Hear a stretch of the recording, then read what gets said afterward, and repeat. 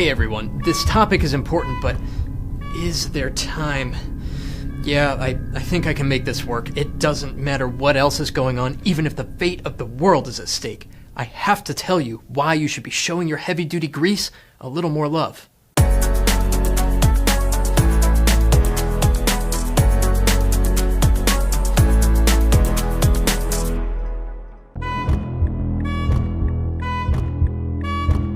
If you're selecting your heavy-duty truck grease based on price rather than on application, you're opening yourself up to more reactive maintenance and equipment breakdowns.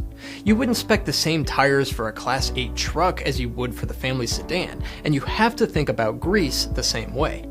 Now, keep in mind too that you should really have several different types of grease on hand for different grease points on the truck. If we go back to the tire analogy, using the same grease everywhere on the truck would be like putting trailer tires at the steer position. They're both truck tires, sure, but it's not right, and you're likely not going to get the performance you're looking for. Still plenty of time. Fortunately, most fleets can get away with using maybe 2, 3, or 4 greases. Some of the most typical stuff you'll find on the shelves includes multi-purpose grease, often economically priced and most suitable for use where equipment is serviced often. High-temperature grease, which comes in handy where above normal operating temperatures or ambient temperatures are a factor. Electric motor grease, designed to cling to high-speed motor bearings. And moly-fortified grease, which is designed to provide a sacrificial boundary layer of protection on metal. One thing to note, if you're watching this and think, oh no, I need to go buy more grease, don't go at it alone. Seek expert advice from one of the many trusted lubricant companies out there to be sure you're using the right grease at the right spot at the right time. Speaking of time.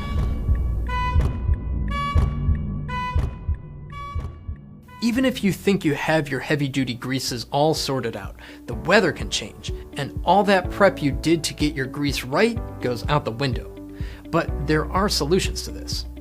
First, you'll want to be sure you're selecting your grease based on both the application and the operating environment of the fleet.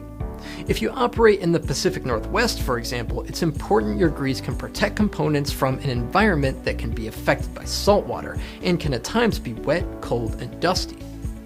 Also, no matter where you operate, you might want to consider synthetic grease. It comes at a price, but it can be worth it due to its oxidation resistance and ability to maintain the same consistency in all weather conditions. Oh man. Okay, let's push through. There's still time. Now, if you decide to change the grease you're using on a specific grease point, it's important you are confident the old and new greases will be compatible with each other. If not, even when it comes to those greases with similar thickeners or base oils, the greases can react to each other.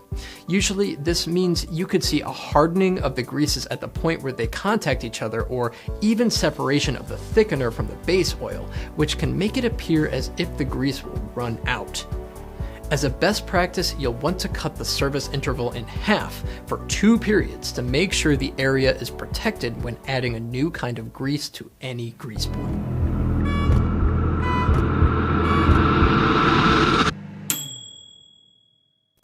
Wait, you thought the fate of the world was at stake? No, we're just talking about grease, and this is just lunch.